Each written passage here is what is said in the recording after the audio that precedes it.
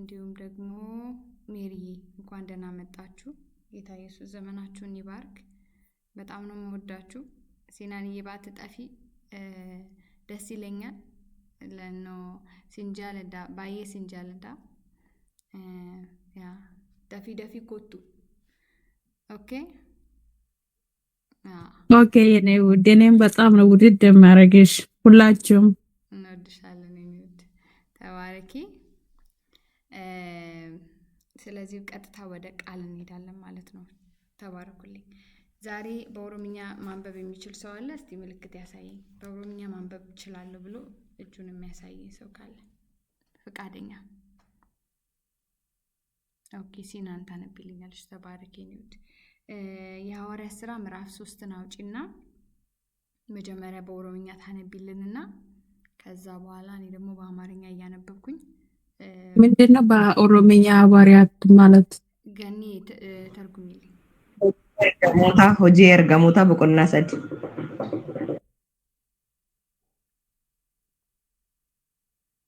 ይዘሽዋል ሲናንዬ? ሰማሽ? ኦኬ እሺ። ሬዲ ስትሆኚ ንገሪኝ። ማይክሽን ክፈቺ ሬዲ ስትሆኚ። ባለፈው ስንነጋገር ያነበሩት ምዕራፎች ታስታውሱ ነበረ ብዬ አስባለሁ። የሐዋርያት ሥራ ነው እያነበብን ያለ ነው። ምዕራፍ 1 ላይ ያየነው ምን ነበረ? ጌታ ኢየሱስ ከአረገ በኋላ እንዲሁም ያረገበትንም ጊዜም አይተናል። እንዲሁም ደግሞ ደቀ መዛሙርቱ ተሰብስበው ሐዋርያ እንደመረጡ ተጨማሪ አንድ ሰው ከነሱ ጋር 12 እንዲሆን ማለት ነው እንደመረጡ ከእንደገና በሁለተኛው ምዕራፍ ላይ ደግሞ የእግዚአብሔር መንፈስ እነሱ ላይ ባረፈ ጊዜ አዲስ ቋንቋ እንደተሰጣቸው እንዲሁም ደግሞ መስበክ እንደጀመሩ ጴጥሮስ ያፈሬ የነበረው ጴጥሮስ እንኳን በኃይል ተነስቶ እየሰበከ ስለ እግዚአብሔር መንግስት እየተናገረ ሰዎችን ንስሐ ግቡ እያለ ብዙ ሺህ ሰዎች 3000 ሰዎች ወደ እግዚአብሔር መንግስት እንደተቀላቀሉ አይተናል ማለት ነው። ስለዚህ የእግዚአብሔር መንፈስ ለአገልግሎቱ በጣም አስፈላጊ እንደሆነ አይተናል ማለት ነው። እና ጴጥሮስ ለራሱ እንኳን አይችልም ነበር፣ እንኳን ሌላውን ሊያድን ማለት ነው፣ እንኳን ሌላውን ሊያተርፍ ለራሱ እንኳን ጠፍቶ ነበረ። ግን የእግዚአብሔር መንፈስ ሲመጣ ከኛም አልፎ ለሌሎችም በረከት እንድንሆን ያደርገናል ማለት ነው። እና ዛሬ ደግሞ ሌላ ያው ምዕራፍ 3 ላይ ስለሆነ ተከታታይ ነው የሚሆነው። ቀጥሎ ደግሞ ሐዋርያቶቹ ምን እንዳደረጉ ደግሞ እናነባለን ማለት ነው። ምዕራፍ 3 ላይ ሲናኒ የሬዲ ኮንሽ ማይክ ከፍተሽ አንብቢልንማ። ተባረኪ። ኦኬ ኢየሱስን ልብሳው ጂ ኤርጋሞታ በቆና ሰዲ እስከ ስንት ሁሉም እስከ መጨረሻው ነው የምታነቢው። ኦኬ fayyifamuu namicha naafa tokko gaaf tokko Phexrosii fi Yohaannis yeroo kadhata waarii booddee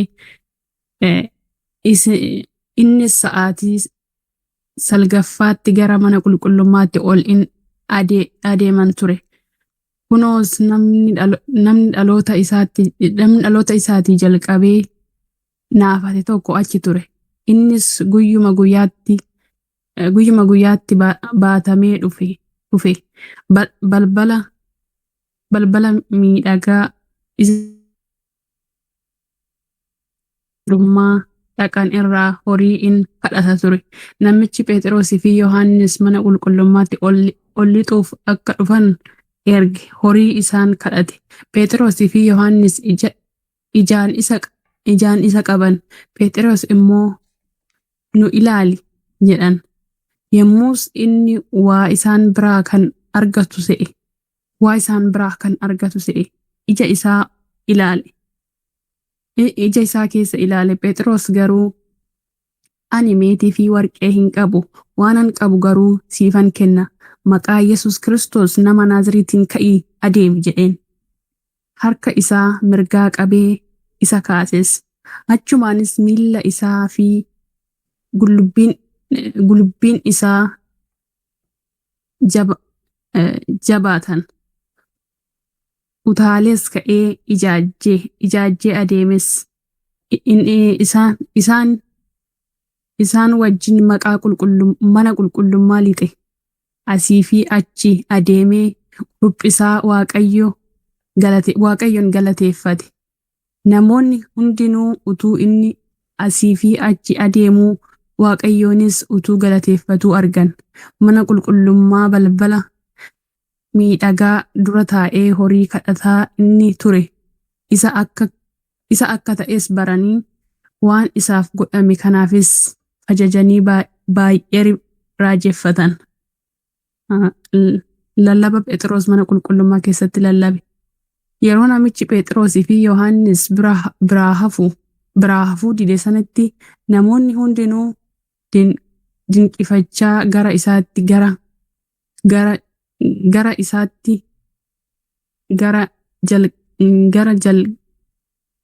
jalgalaa mana qulqullummaa isa gardafoo Solomoon jedhamutti fiigan. Phexros yommuu kana argee jaraan, yaa namoota Israa'el maaliif kana dinqisiifattu? Akka waan nuyi homaa keenyaan yookiis qulqullummaa ofii keenyaan isa adeemsifannettis maaliif fajajanii nu ilaaltu? Isin Yesuusin Phiilaaxoositti dabarsitanii laattan. Yeroo inni isa gad dhiisuuf murtoo godhuttis fuula yaa'ii isaa dura dhaabbattanii isa gantan.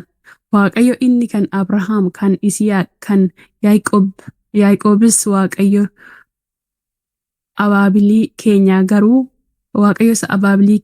garuu hojjetaa isaa kana ol qabeera.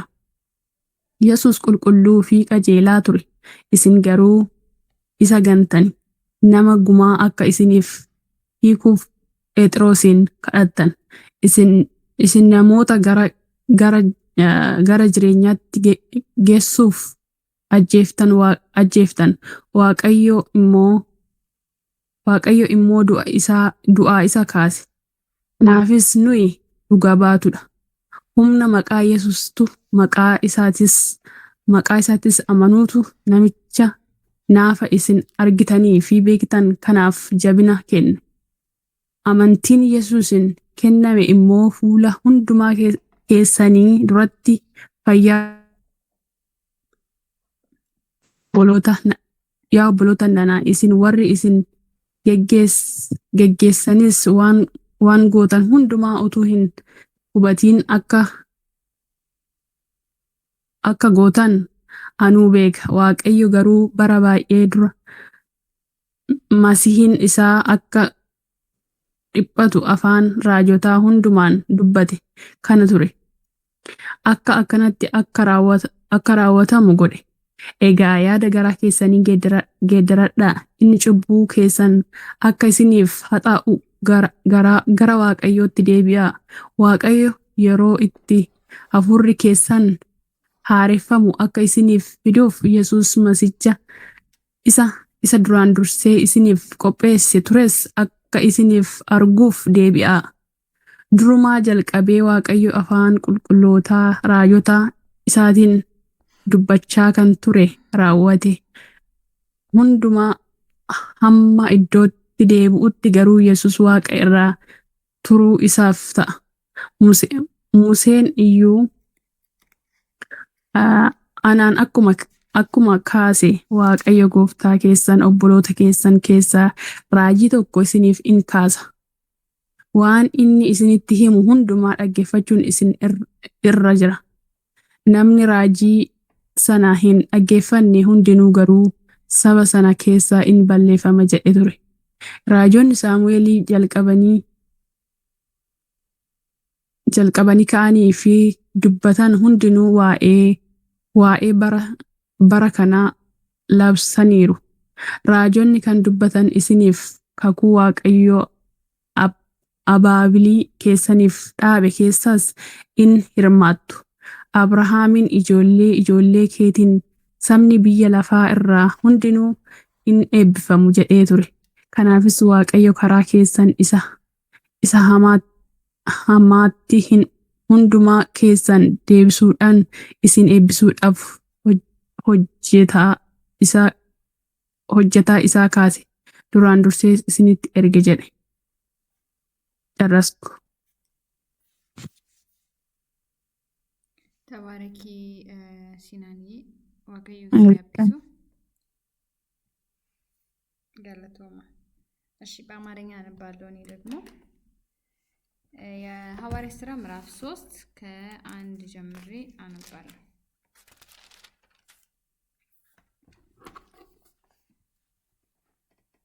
ጴጥሮስና ዮሐንስም በጸሎት ጊዜ በ9 ሰዓት ወደ መቅደስ ይወጡ ነበር።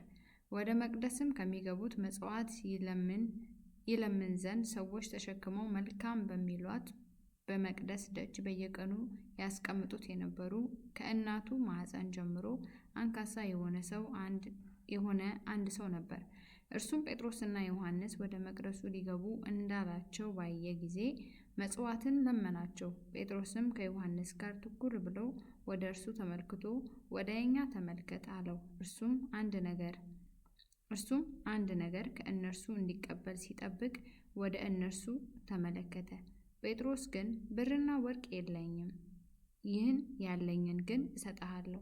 በናዝሬቱ በኢየሱስ ክርስቶስ ስም ተነሳና ተመላለስ አለው። በቀኝ እጁም ይዞ አስነሳው። በዚያን ጊዜም እግሩና ቁርጭምጭሚቱ ጸና፣ ወደ ላይም ዘሎ ቆመ፣ ይመላለስ ጀመር። እየተመላለሰም እየዘለለም እግዚአብሔርን እያመሰገነ ከእነርሱ ጋር ወደ መቅደስ ገባ። ሕዝቡም ሁሉ እግዚአብሔርን እያመሰገነ ሲመላለስ አዩት። መልካም በሚሏት በመቅደስ ደጅ ስለ መጽዋት ተቀምጦ የነበረው እርሱ እንደሆነ አወቁት። በእርሱም ከሆነው የተነሳ መደነቅና መገረም ሞላባቸው ይላል። እዚህ ጋር አቆማለሁኝ። ያቆምኩት 10 ላይ ነው። በመቀጠል ደግሞ ቀጣዩን አነባለሁ ማለት ነው። ያው ይሄ በእንግሊዘኛው ቢዩቲፉል ጌት ይባላል፣ ወይም መልካም የሚሏት ደጅ ወይም መቅደስ ነው የምትባለው። ወይ በሌላ ትርጉም ደግሞ ውብ መቅደስ ትባላለች፣ ካልተሳሳትኩ አይደለ? 2 ትርጉም ስላየሁኝ ነው በአማርኛ ማለት ነው። በእንግሊዝኛ ግን እንዳልኳችሁ ቢዩቲፉል ጌት ነው የምትባለው። በኦሮምኛም ነው የምትባለው። እቺ በሯ አንድ ሰው የሚነግረኝ የቤተ መቅደሷ ቦታ ማለት ነው። በር ነው የምትባለው።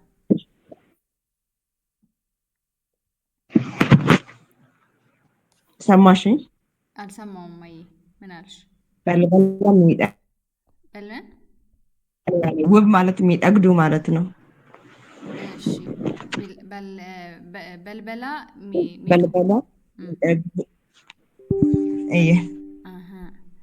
እሺ እናቴ ቴንኪው በጣም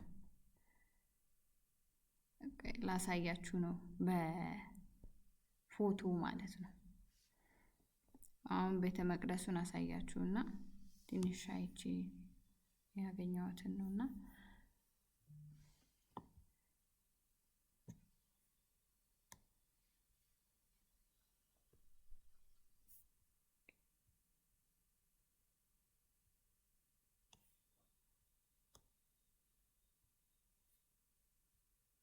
ታያችኋል አይደለ? እዚህ ጋር ያለችው ቤቷ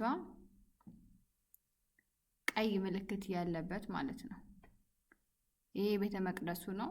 ይሄ ደግሞ በሩ ነው ማለት ነው። እዚህ ጋር ያለችው ይሄ የሰለሞን ምንድን የሚባለው የሰለሞን ጸሎት ቦታ ወይም መቅደስ እንደማለት ነው። እና በሯ ደግሞ እዚህ ጋር ነው ያለችው። ይሄ ሰውዬ እዚህ ጋር ነው የተቀመጠው ማለት ነው።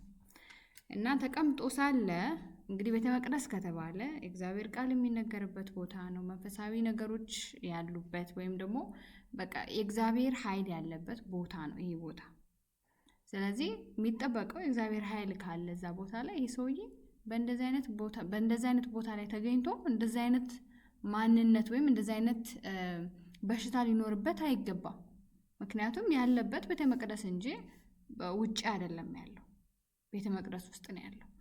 ስለዚህ ይሄ ሰውዬ ግን ስናይ አሁን ከልጅነቱ ጀምሮ ምንድን ነው የሚለው? ከእናቱ ማህፀን ጀምሮ አንካሳ የሆነ አንድ ሰው ነበረ ነው የሚለው። ስለዚህ ከመወለዱ ጀምሮ አንካሳ ነበር ይሄ ሰውዬ። ስለዚህ ይሄን የሚያሳየው ምንድን ነው? እኛ ራሳችንን ወደ ራሳችን መልሰን ስናየው ይሄ ሰውዬ በሚያግዘው ሰው ያስፈልገዋል። አስቡት፣ ይለምናል፣ የሚረዳው ሰው የለም፣ ምግቡን እየለመነ ሁሉ ነገር ችግር ላይ ነው ያለው ማለት ነው። በአካላዊ ነገር ስናይ፣ በመንፈሳዊም ነገር ስናይ ደግሞ ይሄ ሰውዬ ቤተክርስቲያን ውስጥ አይደለም ያለው፣ በር ላይ ነው ያለው። ሰው ውስጥ መግባት አይችልም ማለት ነው። ስለዚህ ደጃፍ ላይ ቁጭ ብሎ ምን ሲለምን ነበረ? ለጊዜያዊ ነገር፣ ዓለማዊ ነገር እየጠየቀ ነበረ ማለት ነው፣ ደጅ ላይ ቁጭ ብሎ። ውስጥ ግን አልገባም። ስለዚህ አሁን እዚህ ጋር ደግሞ ጴጥሮስና ዮሐንስ ደግሞ ምን ሊያደርጉ ነው የሄዱት? ወደ ቤተ መቅደስ። አስተውሉ። በጣም የገረመኝ ነገር ምን እንደሆነ ታውቃላችሁ? በእርግጥ ስቲል እነሱ አይሁዳዊዎች ናቸው፣ ጴጥሮስና ዮሐንስ ማለት ነው። ስለዚህ ወደ ቤተ መቅደስ እየሄዱ ይጸልዩ ነበረ። ይሄ ደግሞ ለአይሁዳዊዎች ከጥንት ጀምሮ ቃል ኪዳን ያለበት፣ ነቢያቶች ያው ታውቃቸዋላችሁ፣ ነቢያቶች የመጡት ከአይሁድ ነው። እግዚአብሔር በጣም ቃል ኪዳን ገብቶላቸዋል። እንዲሁም ደግሞ በአብርሃም ዘር ውስጥ እንደሚመጣ ክርስቶስ ያውቃሉ። ስለዚህ የእግዚአብሔር ቃልን ያላቸው ሰዎች ናቸው አይሁዳውያን ማለት ነው። ስለዚህ ይሄ ቤተ መቅደሳቸው ነው። ስለዚህ እዚህ ቤተ መቅደስ እየተመጣ ዘወትር ይጸለያል ማለት ነው።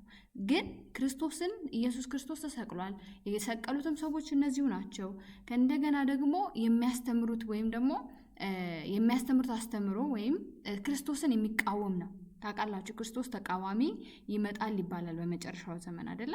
ስለዚህ ክርስቶስን ሐሳብ የሚቃወም ሁሉ ክርስቶስ ተቃዋሚ ነው። ክርስቶስ ጌታ አይደለም ብሎ የሚናገር ሁሉ ክርስቶስ ተቃዋሚ ነው። የግዴታ አውሬው ቀንድ አብቅሎ ምናምን እስኪመጣ አይደለም።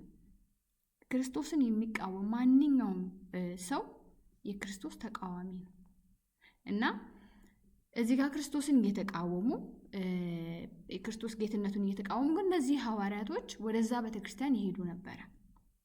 በሚሄዱበት ጊዜ የዛ መቅደስ ውስጥ በሚሄዱበት ጊዜ ግን ምድሩን በሚያደርጉት ያስተምሩ ነበረ፣ ስለ ክርስቶስ ይናገሩ ነበረ። ስለዚህ እነዚህ ሰዎችማ ገለውታል። ስለዚህ ወደዚህ ቤተክርስቲያን በዚህ ቤተ መቅደስ መምጣት የለብንም፣ ምክንያቱም እነዚህ ሰዎች ገዳይ ናቸው፣ አይገባቸውም መዳን አላሉ።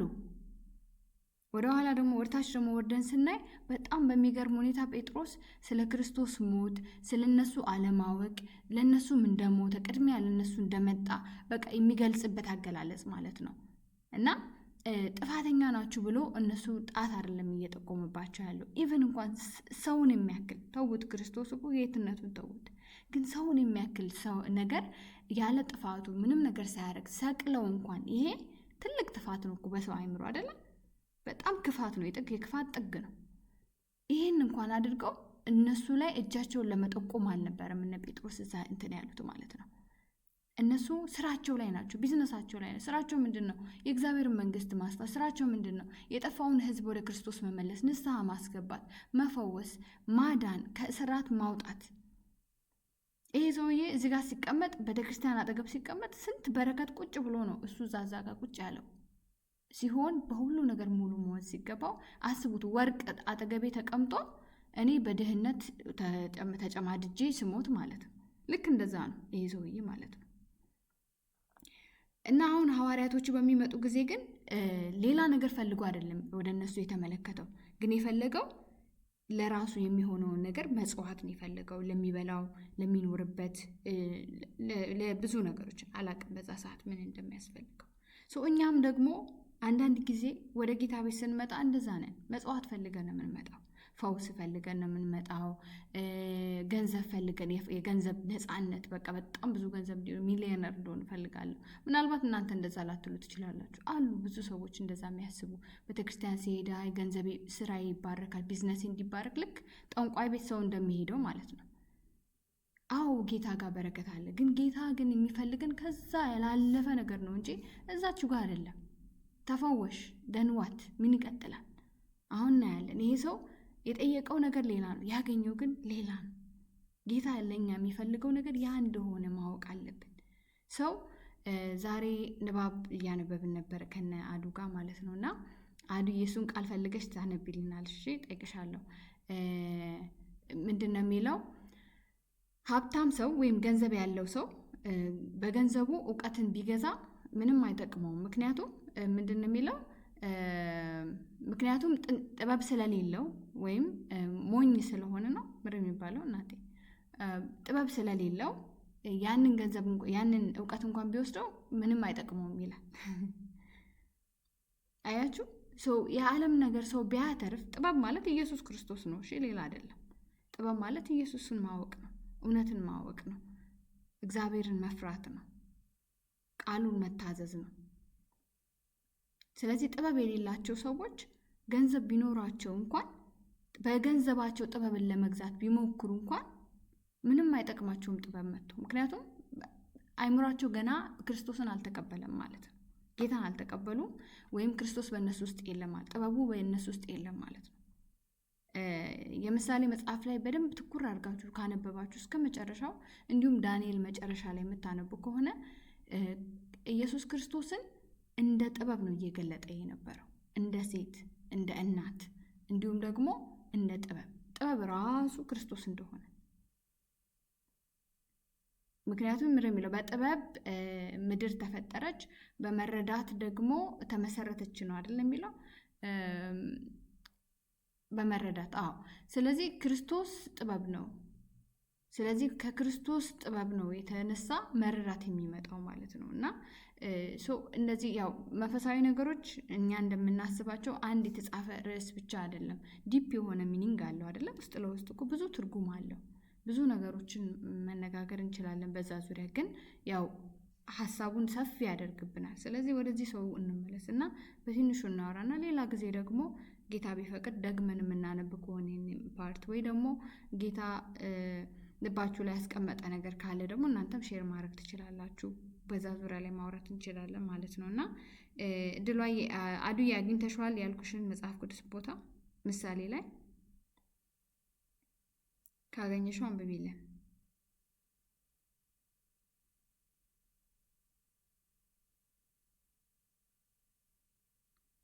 ካላገኘሽውም አላገኘሁትም በይ እንድቀጥል። ማሪ ሁለት ቦታ ነው ስለ ገንዘብ የሚያወራው፣ ግን አሁን በደንብ ግልጽ አልሆነልኝም። ቆይ ትንሽ አንብቤ ምሳሌ ላይ ነው። ጥበብ የሌለው ሰው ወይም በገንዘቡ ሊገዛ ቢፈልግ ቆይ እኔ ፈልግ ያገኘዋለሁ፣ ችግር የለውም።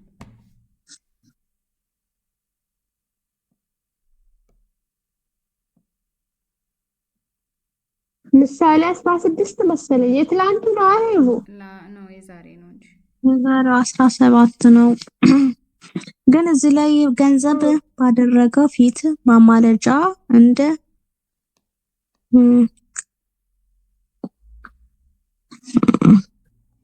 ኦኬ ችግር የለውም። ምሳሌ ወርታች ካየሹ ታገኘዋለሽ።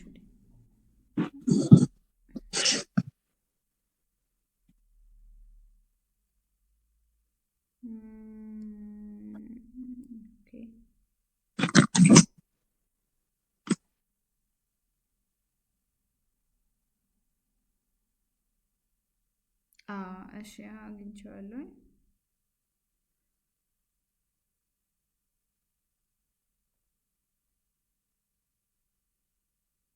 ሞኝ ይላል የሚለው ስንት ላይ መሰላችሁ? ምሳሌ 17 16 ቁጥር 16 ምሳሌ 17 ቁጥር 16 እንደዚህ ይላል። ሞኝ የተፈጥሮ ማስተዋል ስለሌለው ገንዘቡን ጥበብ ለማግኘት ቢያውል ምንም አይጠቅመው ይላል። ስለዚህ ገንዘቡን ቢያውል ጥበብን ለማግኘት በገንዘብ ለመግዛት ቢሞክር ምንም አይጠቅመው፣ ምክንያቱም ሞኝ ነው፣ ጥበብ የለውም ወይም ደግሞ ማስተዋል የለውም። ሞኝን እዚህ ጋር የሚገለጽበት አገላለጽ አለው። እንዲሁም ደግሞ አስተዋይ የሚባለው ማለት ሁለት ካራክተሮች አሉ። ሁለት የዚህ ታሪክ አባል ምንድነው ስሙ ባለቤቶች አሉ። ስለዚህ ጥበብን ያለውና የሌለውን ነው እየተናገረ ያለው ማለት ነው እዚህ ጋር የምሳሌ መጽሐፍ ላይ ማለት ነው። እና ምን ልላችሁ ፈልጌ ነው፣ አንዳንድ ጊዜ መግዛት የማንችለው ነገር አለ። በገንዘባችን መግዛት የማንችለው ነገር አለ። እሱ ምንድነው? መንፈሳዊ በረከቶችን ነው በገንዘብ መግዛት የማንችለው። እና ጌታ ኢየሱስ ደግሞ እነሱ እንደሚጠብቁት ገንዘብ ወይም ደግሞ የሚነኩ ነገሮች ላይ ፊዚካል የሆኑ ነገሮችን ሊባርካቸው መጣ መስሏቸው ኢቭን መንግስትን ራሱ መቼ ነው የምትመልሰው ብሎት ነበር። እና ሐዋርያቶቹ እንኳን ብለውት ነበር። ሐዋርያቶቹ አብረውት እየጸለዩ አብረውት ስንት ነገር ተአምር ሲሰሩ የነበሩ የመንግስቱ ሚስጥር ሊገባቸው ይገባል የሚባሉት እንኳን ጥልቅ ሚስጥር እየነገራቸው ስንት ነገር ለእናንተ ምነግረውን ለሌላው እነሱን በምሳሌ ነው ምነግረው እናንተን ግን ምነግራችሁ ፊት ለፊት ነው እያለ እየነገራቸው እናንተ ስፔሻል ናችሁ፣ እናንተ ብዙ መገለጥ አላችሁ፣ እናንተ ጆሮቻችሁ የተባረኩ ናቸው እናንተ እያለ የሚነግራቸው እንኳን መቼ ነው መንግስትን የምትመልሰው ብለው ጠየቁት። የሚያሳስባቸው ስለ መንግስቱ ነው። ግን እሱ ያላቸው መንግስቱ ይመጣል መንግስቱ መምጣቱ አይቀርም፣ ግን ዋናው እኔ ግን የምፈልገው እናንተን ወደዛ ማስገባት ነው፣ ወደ ትክክለኛው አቅጣጫ ወደ ንስሐ ለማስገባት ነው። ምክንያቱም አሁን ያላችሁበት ቦታ ለዛ መንግስት የሚሆን ነገር ስላልሆነ ለሰማያዊ መንግስት እናንተ የምድር መንግስት ነው የምትፈልጉት፣ ሰማያዊ መንግስትን ግን አትገቡም። ስለዚህ ሰማያዊ የሌለው ደግሞ ምንም የለውም ነው እያላቸው ያነበረው ማለት ነው። እና ይሄ ሰው የሚፈልገው ምድራዊ ነገር ነበረ ማለት ነው፣ ምድራዊ ፍላጎት ነበረው። ግን ምን አለው ጴጥሮስ ግን ብርና ወርቅ የለኝም፣ ይህን ያለኝን ግን እሰጥሃለሁ። ስለዚህ ጴጥሮስ ምን እንዳለው አውቋል። ምን አለው? የኢየሱስ ክርስቶስ ኃይል አለው፣ የኢየሱስ ክርስቶስ ስም አለው። ስለዚህ ምንድን ያለው? በኢየሱስ ክርስቶስ ስም ተነሳና ተመላለስ አለው። ስለዚህ በክርስቶስ ስም ነው ያዘዘው ማለት ነው። ስለዚህ የክርስቶስ ስም መጥራት በኢየሱስ ስም ማለትን አይደለም የሚወክለው። ታስታውሱ ከሆነ ሐዋርያቶቹ እንደዛ ተአምራት በሚሰሩ ጊዜ ሌሎች ጠንቋይ እንደዚህ ሌሎች ፕራክቲሶችን የሚያደርጉ ሰዎች ያዩና ጳውሎስ በሚሰብከው በኢየሱስ ስም እንትን በሉ ምረው ሰይጣኑን አጋንንቱ ሊያስወጡ ሲሞክሩ አጋንንቱ ራሱ ደብድቧቸው ጨርቃቸውን ቀዳዶ ምን ብሎ ነው ያባረራቸው አይደለ? ታስታውሳላችሁ አይደለ? ማንም ያስታውስ እስቲ። አዎ እንደዛ እንትን ይዟቸው ፈሩ ይላል። አጋንንቱ ተነስቶ እነሱን ሲያንቃቸው ህዝቡ ሁሉ ፈርቶ በዛው ተዉ ማለት። ስለዚህ ክርስቶስን ስም በኢየሱስ ስም ነው ያለው። እንግዲህ ማንም በኢየሱስ ስም ብሎ መናገር ይችላል አይደለ? ግን ለምን እነሱ ላይ እንደዛ ሆነ? ምክንያቱም በኢየሱስ ክርስቶስ ስም ብለን በምንናገርበት ጊዜ የምንጠራው የኢየሱስን ያንን ዲቫይን ማንነት ነው። ስንጠራ እኛ ራሳችን እንጠይቃለን። እኔ ጳውሎስን አውቀዋለሁ እኮ አለው፣ ግን አንተ ማን ነህ አለው።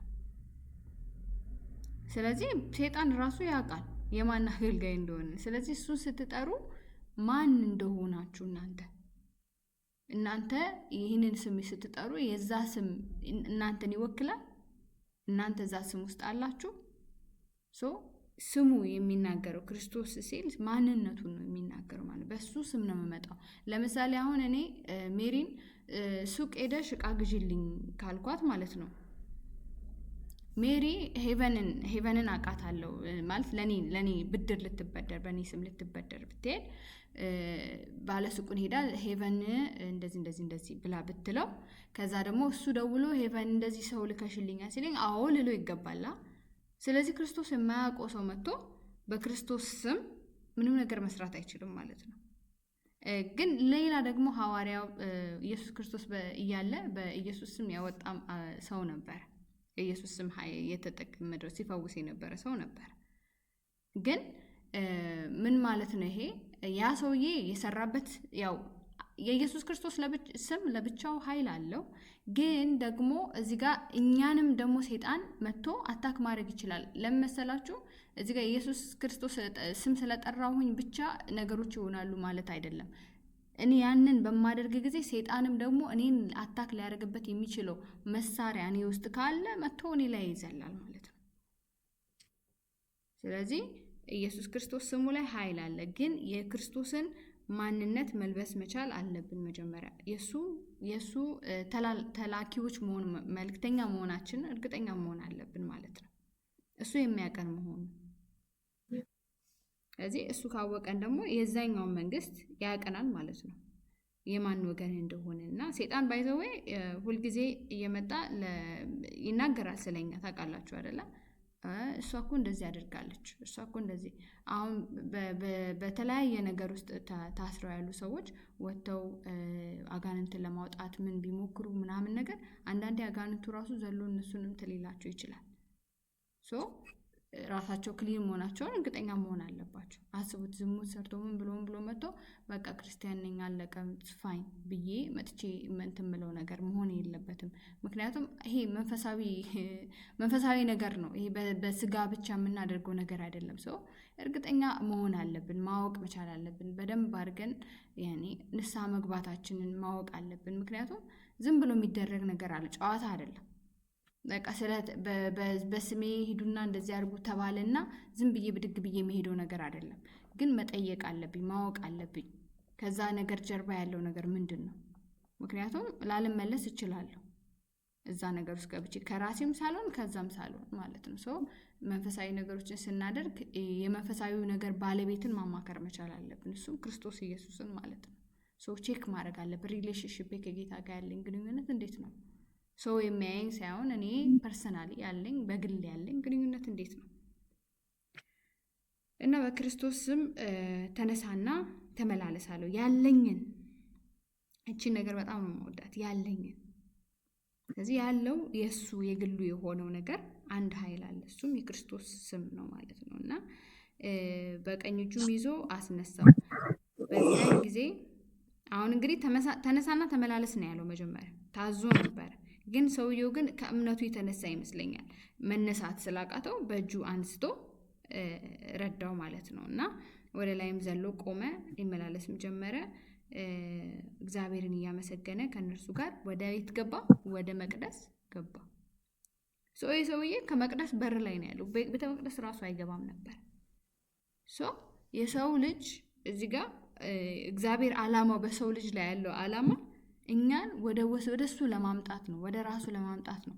ኦኬ ተፈወሰ ይሄ ሰውዬ፣ ኦኬ ዳነ ይሄ ሰውዬ፣ ብዙ ነገር ተስተካከለለት፣ ከዚህ በኋላ መኖር ይችላል ልክ እንደ ማንኛውም ሰው። በዛ ዘመን የነበሩ ሰዎች ልክ እንደኛ ሰዎች ናቸው። መስራት ያስፈልጋቸዋል፣ ለመብላት ብዙ ነገር ማድረግ ያስፈልጋቸዋል፣ ቤተሰባቸውን ለመርዳት ብዙ ነገር። የተለየ ልክ እንደ ታሪክ አናስበው። በቃ ልክ እንደኛ ሰው ነበሩ እነዚህ ሰዎች፣ ብዙ ፍላጎት ያላቸው። እና ይሄ ሰውዬ ያንን አገኘ። በአንዴ በቃ ተቀበለ። በአንድ ንግግር ተቀበለ ያንን ኃይል፣ ያንን የመኖር ኃይል ማለት ነው። በቃ እንደ ሰው የመራመድ፣ እንደ ሰው ሳይናቅ ሳይንቋሸሽ፣ ሰው ሳይጸየፈው ዞር በል ምናምን ሳይለው ማለት ነው። ከዛ ግን ያ ሁሉ ነገር እያለ ግን ቤተ መቅደስ መግባት መቻሉ ከምንም በላይ ደግሞ ትልቅ እግዚአብሔርን አመሰገነ። ይሄ እንግዲህ ይሄ ሰውዬ ወደ እግዚአብሔር እንዲመጣ አደረገው ማለት፣ ይሄ ተአምር ወደ እግዚአብሔር እንዲመጣ አደረገው ማለት ነው። ስለዚህ ተአምራቶች ወይም ደግሞ እግዚአብሔር የሚያደርግልን በረከት፣ እግዚአብሔር ፋይናንሻሊ ብለስ አደረገሽ፣ ደሞዝ ተጨመረልሽ፣ በጣም በቃ ከአንቺ ጋር ናይስ ሆነችልሽ፣ በጣም ተባርከሻል በዛ ዙሪያ። ከዛ በኋላ ምንድን ነው ያደረግሽው? ወደ ጌታ ነው የቀረብሽው ወይስ ከጌታ ቤት ነው የበለጠ የቀረሽው? ፐርታይም እና ኦቨርታይም እያልሽ ወይስ ቢዝነስ ነው የታየሽ? ወይስ እዚህ ጋር ሱቅ ልክፈት እዚህ ጋር እንትን ልክፈት ነው ያልሽው? ጌታ ሲባርክሽ ያ ነው የታየሽ? በረከት ሲከፈትልሽ ነው ወይስ ከራስሽ አቅም ነው የመሰለሽ? ከማን ነው ብለሽ ነው የተቀበልሽው ይሄንን ነገር? አንዳንዴ እንሸወዳለን። እግዚአብሔርን ስንጸልይ እንረሳዋለን። ጸሎታችን ሲመለስልን ጸልየን እንደሆነ ራሱ እንረሳዋለን። ከዛ እጃችን ላይ ሲሆን ይቀልብናል። ግን ያኔ ግን ያለቀስንበት ነገር ነው። ያኔ ግን ጌታ ሆይ መቼ ነው የምትጎበኝኝ? ጌታ ሆይ መቼ ነው ይሄኔ በህይወት ላይ የሚሆነው ያልንበት ነገር ነው። ግን ልክ እጃችን ላይ በሚሆን ጊዜ ግን የጠየቅነውን አምላክ እንረሳዋለን ማለት ነው። እንደዛ ከመሆን እግዚአብሔር ያድነን። ይሄ ሰውዬ በቆመ ዘሎም ቆመ፣ ይመላለስ ጀመረ። እግዚአብሔር እያመሰገነ ከእነርሱ ጋር ወደ መቅደስ ገባ ይላል። ህዝቡም ሁሉ እግዚአብሔርን እያመሰገነ ሲመላለስ አዩት። መልካም በሚሏት ቤተ መቅደስ ደጅ ስለ መጽዋት ተቀምጦ የነበረው እርሱ እንደሆነ አወቁት። በእርሱም ከሆነው የተነሳ መደነቅና መገረም ሞላባቸው ይላል። እርሱም ጴጥሮስንና ዮሐንስን ይዞ ሳለ ህዝቡ ሁሉ እየተደነቁ የሰሎሞን ደጅ መመላለሻ በሚባለው አብረው ወደ እነርሱ ሮጡ። ጴጥሮስም አይቶ ለሕዝቡ እንዲህ ሲል መለሰ፣ የእስራኤል ሰዎች ሆይ በዚህ ስለምን ትደነቃላችሁ? ወይስ በገዛ ኃይላችን ወይስ እግዚአብሔርን በመፍራታችን ይህን ይመላለስ ዘንድ እንዳደረግነው ስለምን ትኩር ብላችሁ ታዩናላችሁ? ደግሜ ላንብብላችሁ። ወይስ በገዛ ኃይላችን ወይስ እግዚአብሔርን በመፍራታችን ይህ ይመላለስ ዘንድ እንዳደረግነው ስለምን ትኩር ብላችሁ ታስባላችሁ? ይህ ምንድን ነው? በራሳቸው ኃይል አይደለም፣ ወይም እግዚአብሔርን ስለፈሩ አይደለም ይሄ ነገር የተፈጠረው ማለት ነው። ኦፍኮርስ እግዚአብሔርን የሚፈሩ የእግዚአብሔር ባሪያዎች ናቸው። ግን ያ አይደለም ምክንያቱ ሚንሱ የዚህ ሰውዬ መቆሙ ሚንሱ እሱ አይደለም ነው እያሉ ያሉት ማለት ነው። የአብርሃምና የይስሐቅ የያዕቆብም አምላክ የአባቶቻችሁ አምላክ እናንተን አሳልፋችሁ የሰጣችሁትን ሊፈታው ቆርጦ ሳለ በጲላጦስ ፊት የካዳችሁት ብላቴናውን ኢየሱስን አከበረው። እናንተ ግን ቅዱሱን ጻድቁን ክዳችሁ ነፍሰ ገዳዩን ሰው ይሰጣችሁ ዘንድ ለመናችሁ፣ የሕይወትንም ራስ ገደላችሁት። እርሱ ግን እግዚአብሔር ከሙታን አስነሳው። ለዚህም ነገር እኛ ምስክሮች ነን። በስሙ በማመን ይህንን የምታውቁትን የእርሱም ስም አጸናው። በእርሱም በኩል የሆነው እምነት በሁላችሁ ፊት ይህንን ፍጹም ጤና ሰጠው ይላል። በእርሱ በኩል የሆነው እምነት በሁላችሁ ፊት ይህንን ፍጹም ጤና ሰጠው ይላል። ስለዚህ ጴጥሮስን ልክ ተአምሩን ሲያዩ ወደ ጴጥሮስ ሰው ሁሉ ሮጠ። ወደ ጴጥሮስና ወደ ዮሐንስ ዋው አሉ። በጣም የሚገርም ፓወር ከየት ነው ያመጣው? በጣም ተደነቁ። ወደ እነሱ በሚመጡ ጊዜ አያችሁ ጌታ ኢየሱስ ይህንን ኃይል ሰጠን አይደለ? ሉቃስ ላይ እንደሚለው በምኖች ላይ ለመራመድ በአማርኛ ነው የጠፋብኝ። ስኮርፒዮ ምንድን ነው እናቴ? በእባብና በጊንጡ ላይ ትረማመዳላችሁ አይደለ? ምንም የሚገድል ነገር ብትጠጡ አይገላችሁም። እንዲሁም ደግሞ ትፈውሳላችሁ አይደለ? እንደዚህ ብሎ ኃይል ተሰጥቷችኋል ብሎናል። ስለዚህ ያንን ኃይል የሰጠን ለምንድን ነው? ውበት የሰጠሽ ለምንድን ነው? ድምፅሽ ዋው የተባለው ለምንድን ነው? ዋይ ለራሱ ክብር ሲል ነው። ለአንቺ ክብር አይደለም፣ ፌመስ እንድትሆኚ አይደለም፣ ግን እሱ እንዲከብር ነው። ዋው ጌታ ኢየሱስ ለካ ይህንን ማድረግ ይችላል ብለው ሰዎች ወደ ንስሐ እንዲገቡ ነው። ጴጥሮስ ይህንን አልዘነጋውም። ምክንያቱም በመንፈስ የሚመራ ሰው ስለሆነ፣ መንፈስ ቅዱስ ፉል የተቆጣጠረው ሰው ስለሆነ፣ ስለዚህ ይህን ሚስ አላደረግም። ወዲያውኑ ይሄ የሰቀላችሁት ክርስቶስ እሱን በማመኑ ነው ይሄ ሰው መረማመድ እየቻለው እንጂ እኔ ፓወር ስላለኝ ወይ ማጂሻን ስለሆንኩኝ ወይ አስማተኛ ስለሆንኩኝ አይደለም። ነገር ግን ኃይሉ የመጣው ከእሱ እና ከእርሱ ከክርስቶስ ብቻ ነው። በክርስቶስ ስላመነ ብቻ ነው ይሄንን የሆነው ያላቸው ማለት ነው። ስለዚህ አቴንሽኑን ወደ ማን አደረገ? ወደ ክርስቶስ አደረገ ማለት ነው። ከራሱ ላይ አውርዶ ወደ ክርስቶስ አደረገ ማለት ነው። በመቀጠልም ምን አለ? አሁንም ወንድሞች ሆይ እናንተ እንደ አለቆቻችሁ ደግሞ ባለማወቅ እንዳደረጋችሁት አውቄአለሁ። አሁንም ወንድሞቼ ሆይ እናንተ እንደ አለቆቻችሁ ጠላቶቼ ሆይ አላላቸውም። አያችሁ፣ እነዚህ እኮ የክርስቶስ ተከታይ ብለው እኮ ተከታትለው እኮ ሊያጠፏቸው የሚሞክሩ ሰዎች ናቸው። እነዚህ ኢየሱስን ሲያሳድዱ የነበሩ ማለት ነው። ግን ጠላቶቼ አላላቸው። አሁንም ወንድሞቼ ሆይ ያላቸው፣ ምክንያቱም አይሁዳውያን ስለሆኑ ማለት ነው። ስለዚህ አንድ የዘር ሀረግ ያላቸው ወይም አንድ አገር ሰዎች ስለሆኑ ማለት ነው። እና አልቀየረውም ልላችሁ ፈልጌ ነው። ካላቸው ፖዚሽን ነው ሌላ መገለጥ ስላላቸው ሌላ አሁን ላይ እንዴት ነው ቤተክርስቲያን ላይ በእንደዚህ እምነት አመነ ወይም እዛው ቤተክርስቲያን እዛው ጴንጤዎች ሆነን ማለት ጴንጤ ውስጥ ሆነው ሌላ መገለጥ ያለው ሰው ከመጣ ለምሳሌ ተሳስቶ ሊሆን ይችላል እኮ ኦር ትክክልም ሊሆን ይችላል። ሜቢ የዛን ሰዓት ላይ ገባን ይችላል የእሱ መገለጥ። ገብቷችኋል አይደለ? ያኔ ሁሉን ነገር እናውቃለን ማለት አይደለም። ማንም ሁሉንም ነገር አያውቅም። አያውቅም። ማንም በምድር ላይ ያለ ማንም አያውቅም ሁሉንም ነገር። የሚያውቀው የተወሰነ በተሰጠው ልክ ነው የሚያውቀው። በተሰጠን ልክ ነው የምናውቀው። ስለዚህ ማንም እስከ መጨረሻ አውቄያለሁ ብሎ ሊያስብ አይገባም። እና በምንድን ነው የሆነው? እንደዚህ በመንፈስ ቅዱስ ይሁን አይደል ነው ኒው ክሪኤሽን ቸርች ላይ ማለት ነው። አይ ቲንክ ቅርብ ጊዜ ነው መሰለኝ የሰማሁት ገስ አይደል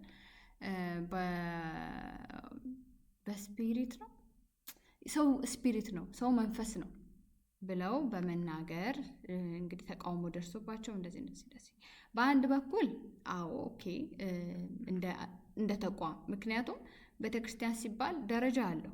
ተቋም አለ፣ ከላይ ያሉ ሰዎች አሉ፣ ዋና በጋቨርንመንት ደረጃ የኛን ነገር ፕሮቴክት የሚያደርጉ ባይ ዘ ዌይ ይሄ ደረጃው መኖሩ ለኛ ነው የሚጠቅመን፣ ለኛው ፕሮቴክሽን ነው ማለት። በመንጋ ውስጥ ስንሆን እንጠበቃለን። ገብቷችኋል አይደለ?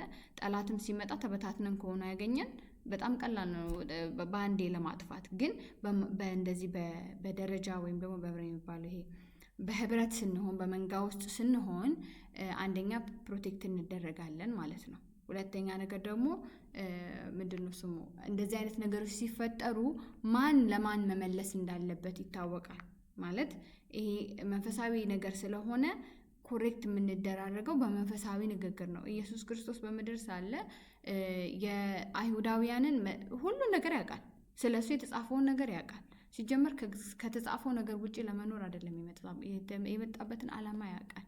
ግን ያንን ሁሉ ታሪካቸውን ያውቃል፣ ባህላቸውን ያውቃል፣ ሁሉ ነገራቸውን ያውቃል። ሲነግራቸውም ያንን በመንተረስ ነው፣ ቃሉን ተንተርሶ ነው የሚናገረው ማለት ነው። ስለዚህ አሁን እናንተ ሄዳችሁ ሙስሊም ጋር አንተ ክርስቶስ እኮ ጌታ ነው ብትሉት ኦኬ ሜቢ ትንሽ እንትን ሊል ይችላል። ግን ከቃሉ ከነሱ የሚጠቀሙትን መጽሐፍ ቅዱሳቸው ምንድነው ቁርአናቸውን የምታውቁ ከሆነ ማለት የተወሰነ ሙሉ በሙሉ ማንበብ አይጠበቅባችሁም። አትሊስት አይዲያው እንኳን ካላችሁ ስለ አብርሃም ያላቸው አመለካከት ምንድነው፣ ስለ ሙሴ ያላቸው አመለካከት ሰው ኮኔክት ታደርጉላችኋል። አያችሁ ኢየሱስ እኮ ከዚህ ስር እንመጣው እንደዚህ ስትሉት አሃ እያለ ይመጣል፣ እየገባው ይመጣል ማለት ነው። ሶ ስንናገር ምን ማወቅ አለብን? አካባቢያችንን ማወቅ አለብን። ሰዎቹን የምንናገራቸው ሰዎች ምን አይነት ሰዎች ናቸው? ምን አይነት ነው ባህላቸው? ሶ እንደዚህ መንፈሳዊ ቦታ ላይ ያሉ ትልቅ ሰዎችም እንዳልኳችሁ እውቀት አላቸው በዛ ነገር ላይ። ሶ እኔ ብድግ ብዬ ስለ ቸርች አድሚኒስትሬሽን ማላቅ ሴትዮ መጥቼ እንዴ ይሄ ቸርች እንደዚህ ነው መሆን ያለበት ብል ይሄ የስንፍና ቃል እየተናገርኩኝ፣ ምክንያቱም ትክክል አይደለም። እዚህ ጋር እግዚአብሔር ያስቀመጣቸው ሰዎች አሉ። እነሱ የሚያሳዩን መንገድ አለ። እነሱ እግዚአብሔር ናቸው አይደለም። ግን የእግዚአብሔር ቃል ምን ይላል? ክብር ለሚገባው ክብርን ስጡ ይላል። ክብር በምትሰጡ ጊዜ ምን ታደርጋላችሁ ማለት ነው? ለእናንተ የተዘጋጀ በረከት በዛ ውስጥ ታገኛላችሁ። እናንተ ደግሞ አትለፉ፣ ማያስፈልግ ግፊያ ውስጥ አትገቡ። በቃ ኦልሬዲ በእነሱ መስመር ውስጥ ትሄዳላችሁ ማለት ነው ወደምትፈልጉት አቅጣጫ። እና ምልላችሁ ፈልጌ ነው አንዳንዴ እንደዚህ መንፈሳዊ ግጭቶች ሲኖሩ ወንድም የነበረው ጠላት አይሆንም። ወንድም ነው ስቲል። ግን ኮሬክት የምንደራረገው በፍቅር እንተራረማለን፣ በፍቅር እንተናነጻለን።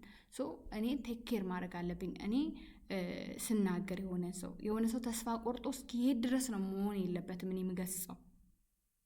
እስከሚማረር ድረስ አታድርጉ ይላል እግዚአብሔር ቃል። ኢቭን ለልጅ ማለት ነው። ልጅን ስትቀጣው እስከሚማረር ድረስ አይደለም መሆን ያለበት፣ ህይወቱን እስኪጠላ። ወላጆቻችን እንደዛ ነው ያሳደጉን፣ ምርር እስኪለን ድረስ ነው። አይ ዶንት ኖ ስለእናንተ፣ ስለኔ ግን በቃ ወጥቶልኝ ብዬ እስክጮህ ድረስ እገረፋለሁ አንዳንዴ ማለት ነው። ግን ያ ትክክል አይደለም። ያው ያደግንበት ነገር ነው። በእርግጥ ግን ለኛ ሳይሆን ያለፈው እነሱ ለመውቀስ አይደለም። እነሱ የሚያውቁትን ልክ ነው ያደረጉ። ሰው ባይዘው በሚያውቀው ልክ ነው። አትፍረዱ ሰው ላይ። እኔ በወላጆቼ ላይ አልፈርድም። ግን ከዚህ በኋላ ለሚፈጠሩት ለልጆቼ ግን የተሻለ ነገር ለማቅረብ አሁን ላይ እማርበታለሁ፣ ባለፈው ነገር ማለት ነው። ስለዚህ ምልላችሁ ፈልጌ ነው እዚህ ጋር ወንድሞቼ ነው ያላችሁ። አሁን ወንድሞቼ ሆይ እናንተ እንዳለቆቻችሁ ከበላያቸው እንዳሉት ማለት ነው ደግሞ ልክ እንደነሱ ባለማወቅ እንዳደረጋችሁት አውቄአለሁ። እግዚአብሔር ግን ክርስቶስ መከራ እንዲቀበል አስቀድሞ በነቢያት ሁሉ አፍ የተናገረውን እንዲሁ ፈጸመው። ስለዚህ እናንተ ይህንን አደረጋችሁበት ክርስቶስ ላይ ባለማወቅ መከራን አደረሳችሁበት። ብዙ ነገሩን ውስጥ እንዲያልፍ አደረጋችሁት። ግን ይሄ መከራ ውስጥ ያለፈው እግዚአብሔር የፈቀደው ነገር ስለሆነ ወይም ደግሞ ይሄ ትንቢት ስለሆነ መፈጸም ስላለበት ነው። እናንተ በዛ መከራ ውስጥ ልታሳልፉት ስለሚገባ ነው እያላችሁ ያለሁት። ደግሞ ከላይ ደግሞ እንዳለ ስለማታውቁ አለማወቅ። ምክንያቱም ኦፍኮርስ አለማወቃቸው ነው። ክርስቶስ መሲሁ እንደሆነ ቢያውቁ ኖሮ ይህንን ባላደረጉ ነበር። ሜቢ አውቀውም ደግሞ ባይዘው አለማወቅ የሚባለው ማለት ነው ብዙ 4 አይነት አለው ማለት ነው። አንዳንድ ሰው ትክክለኛውን ነገር ሳያቅ ያወቀ ይመስለውና ያ አለማወቅ ሌላ አንድ አለማወቅ ይባላል። ማወቁን ማያቅ ሰው ደግሞ ሌላ ደግሞ እንደዛ ማለት ነው። ብቻ ኢንቨስተርሱን ተወስና ለማንኛውም ወደዛ ልሂድ። ግን እዚህ ጋር እየነገራቸው ያሉት ሳታውቁ ነው ያደረጋችሁት ነው። እነሱ ግን ያወቁ መስሏቸው ነበር ሲያደርጉ የነበሩት። ክርስቶስ እንደሆነ ቢያውቁ ራሱ ምናልባት በቅናትም ተነስቶ ሊሆን ይችላል ያንን ያደረጉት። ግን ያ መቅናታቸው ራሱ ያለማወቃቸውን ያሳያል። ምክንያቱም ክርስቶስ ኢየሱስ እግዚአብሔር አምላክ መሆኑን ቢያውቁ እውነት ቢያውቁ እንዴት ብዬ እንደማስረዳችሁ ባላውቅም ግን የእውነት እሱ መሆኑን ቢያውቁ እንደውም በቃ በድንጋጤ ውስጥ ሊሰግዱለት የሚገባ አምላክ ነበረ ማለት ነው። ግን ያ ውስጥ መረዳት ውስጥ አልገቡም ነበረ፣ ልባቸው ዝግ ነበረ። እና ግን ምን አላቸው? ይህንን ያደረጋችሁት ባለማወቅ ነው። ጌታ ኢየሱስ ደግሞ ያንን መከራን ያለፈው ደግሞ እግዚአብሔር ሀሳቡ ስለሆነ ነው፣ የእግዚአብሔር ዓላማ ስለሆነ ነው አላቸው። በመቀጠል ደግሞ ምን አለ?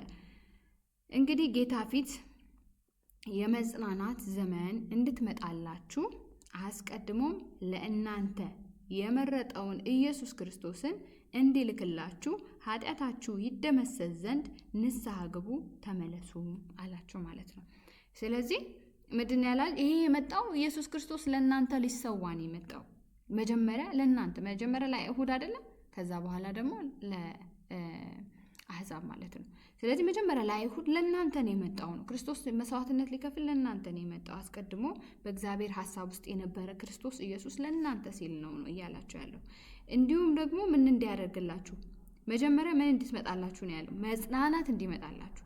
ስለዚህ መጀመሪያ ሰው መጽናናት፣ አሁን እነዚህ ቅድሚያ ያደረጋቸው መጀመሪያ መምጣት ያለባቸውን ነው። ያኔ ምንድን ነው? መጽናናት እንዲመጣልን አንድ፣ እንዲሁም ደግሞ መጽናናትና የመጽናናት ዘመን እንድትመጣላችሁ አስቀድሞ ስለመረጠው ኢየሱስ ክርስቶስ እንዲልክላችሁ ኃጢአታችሁ እንዲደመሰስ ዘንድ ንስሐ ግቡ። ኦኬ። እንዲሁ የመታደስ የሚለው የቱ ጋር ነበረ? ተነገረውም እንዲሁ እንዲፈጸም እንዲሁ የጌታ መጽናናት እንድትመጣላችሁ። ኦኬ። መታደስ የሚል ያነበብኩ መስሎ የነበረ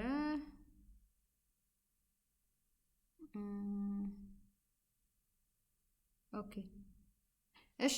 ለማንኛውም የመጽናናት ማለት መበርታት ወይ መታደስ፣ እንዲሁም ደግሞ መጽናናት ምን ማለት ነው? በቃ ተስፋ የቆረጥንበትን ነገር ትተን ተስፋ ማግኘት እንደማለት ነው። ይሄ ነገር እንዲመጣላችሁ፣ ያ በረከት እንዲመጣላችሁ ምን ማድረግ አለባችሁ? ያለ ንስሐ መግባት አለብን። ከዛስ መመለስ መቻል አለብን ማለት ነው። ይህንን እየነገራችሁ ያለው ንስሐ መግባት፣ ኃጢአታችንን ማወቅ አለብን፣ ይቅርታ መጠየቅ አለብን።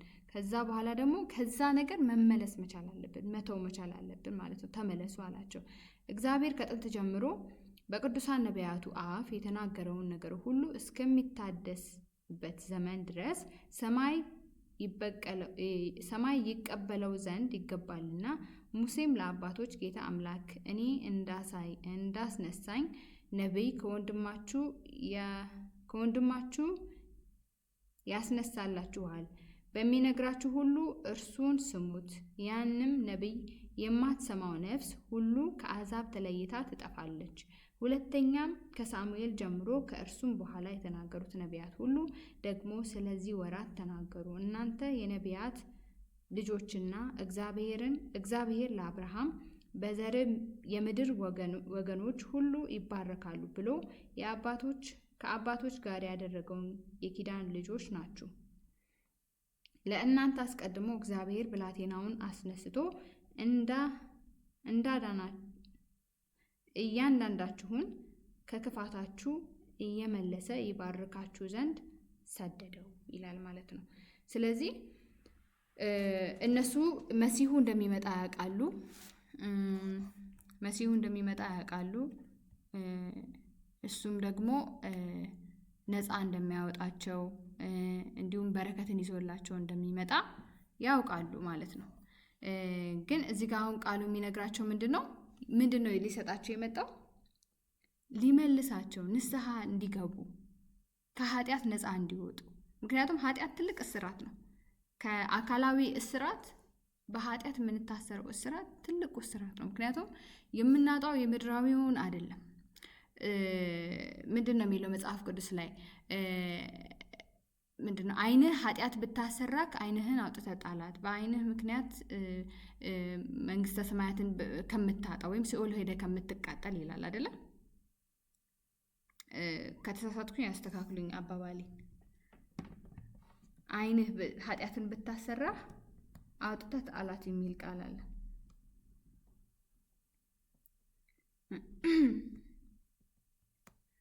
ኦኬ፣ ቆይታ ነብልኛላችሁ።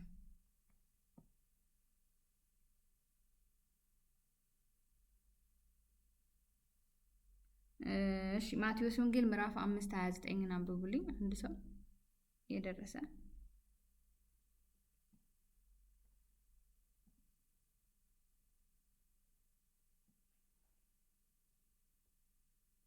ማቴዎስ ወንጌል ምዕራፍ 5:29 እስከ 30።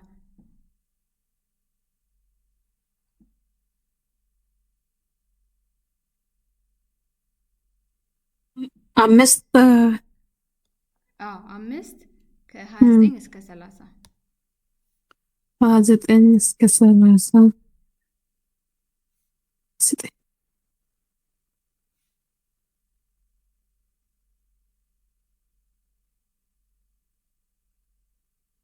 ኦኬ iji kee mirgaa cubbuu yoo si hojjechiise isa of keessaa baasii gati. Guutummaan dhagna keetii ililleetti darbatamuu mannaa bu'aa dhagna keetii keessaa tokko dhabuu siif wayya. Harki kee mirgaa cubbuu yoo si hojjechiise isa of irraa murii gati. Guutummaan dhagna keetii ilillee dhaquu mannaa bu'aa dhagna keetii keessaa tokko dhabuu siif wayya jedhe.